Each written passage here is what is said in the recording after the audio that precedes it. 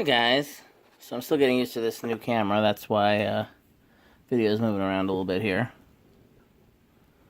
So, as you can see, this is a Bananafan. This is the one in the restore video that I bought. I have two kind of identical Bananafans that I got from the same area, one in April or March and then one recently. And so I was just going to do one video. And then either I didn't notice before and I just noticed today, or I noticed before and forgot that one is a shaded pole and one is skeletal. So I definitely want to do a video and compare the performance. They both look the same. They're both all brown with the weird blades. I prefer the normal shape blades, but I also think the ones with the weird blades and cane are just really cool. And I'm lucky I got one of those from another collector. But my preference is for the normal shape blades. And they're my first all brown ones. And no, they're not. I was going to say, I think they're my first with the weird shaped blades that aren't white, but that's incorrect because I got the cane one. So, this is the most common variety, at least for me, the shaded pole, with sealed bearings.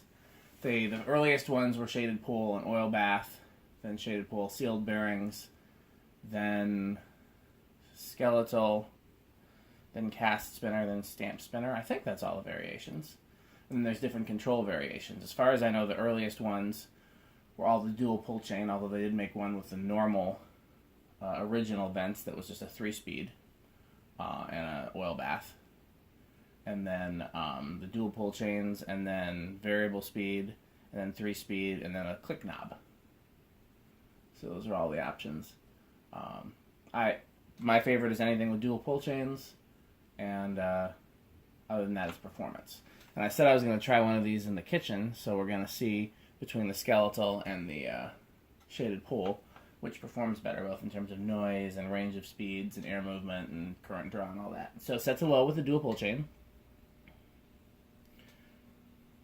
That's an insanely high current draw for low, so that's already making this a bad one for the kitchen because that fan runs 24/7. Do I really want to draw over an amp 24/7? I can tell you I don't. That would add up on the electric bill. But let's see what the power factor is. Okay, so at least the power factor is low.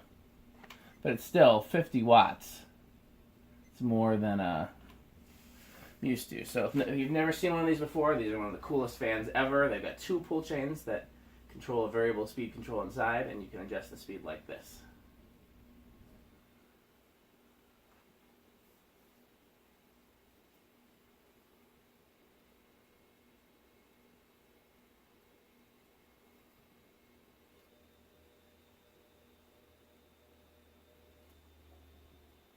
So I'm assuming that's high because the sound changed. Yep, high. And that's awfully wobbly. Doesn't look Sorry, I don't know that one. What are you talking about, Alexa? Seriously. Sorry, I'm not sure about that. Okay, so outlook's not good on this one. It's noisy, it's slow, it's wobbly, and it draws a heck of a lot of current. Interesting that the power factor didn't change much.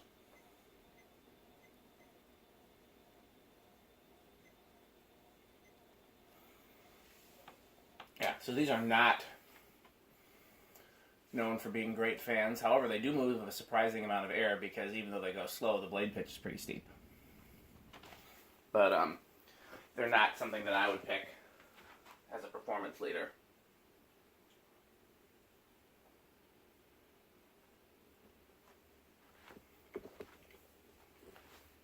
Eating my dinner. They pretty much the only place you can put them is in like a kitchen or a restaurant, somewhere where noise doesn't matter and you don't need the highest airflow.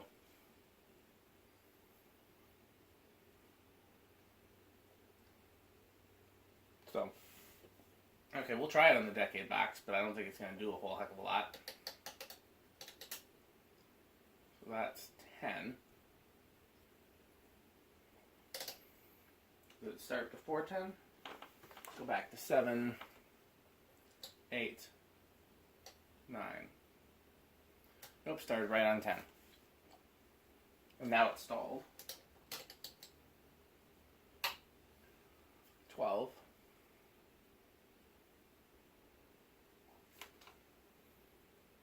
13.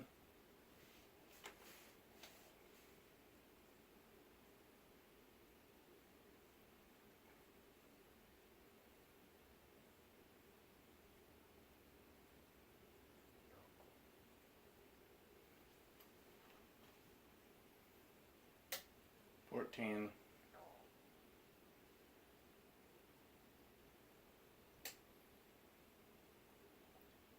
15.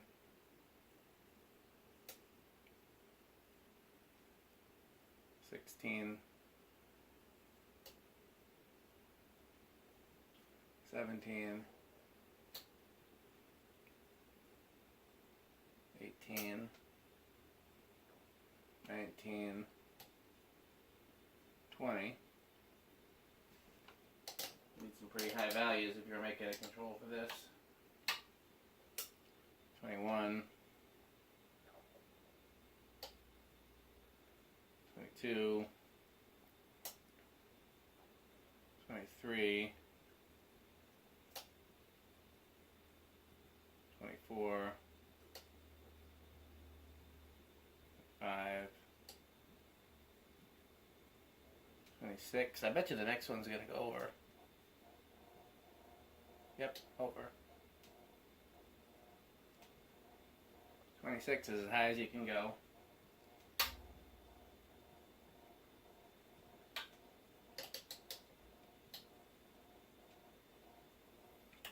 All that's left is to do 0 to high because already a solid state in there.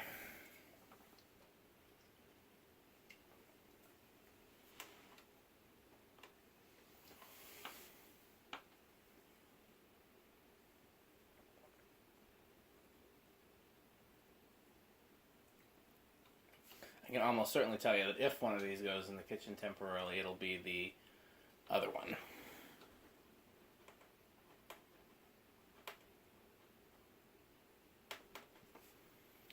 Does it look better with the lights on in the back of the video? Because it's so dark. Nah, it's better with them off, but we'll finish out the video like this. I didn't realize the amp meter wasn't in it, so you guys haven't been getting the readings.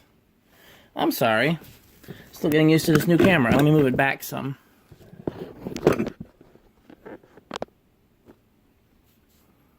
Nope, that's still not going to work.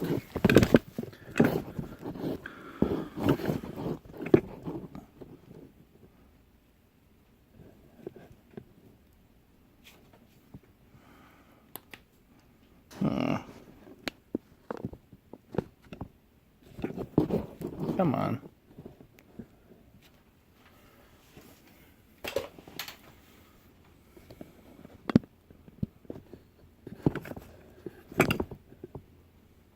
Better. 0 to high. Not much of an inrush.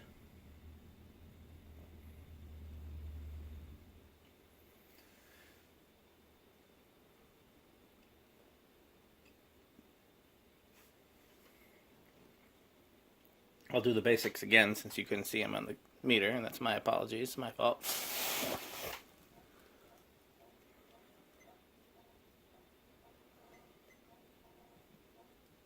So, amps, oops, watts, power factor.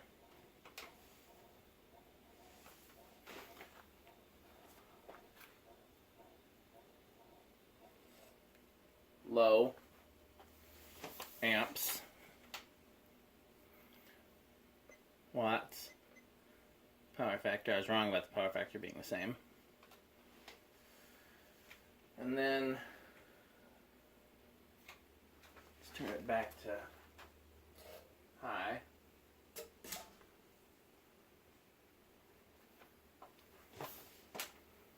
Start around, let's try 10. That's 12. Let's see if it'll stay there. And then, of course, Oops.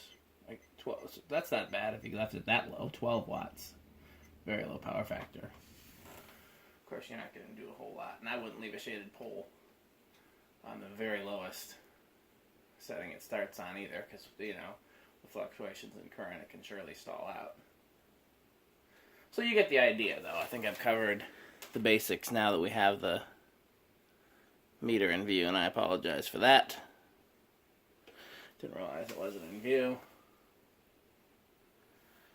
Okay, so back to the lamp.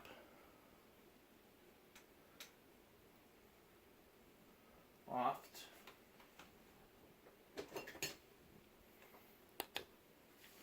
Okay, let's see. It's later than I wanted to be up, but I may or may not do the other version tonight.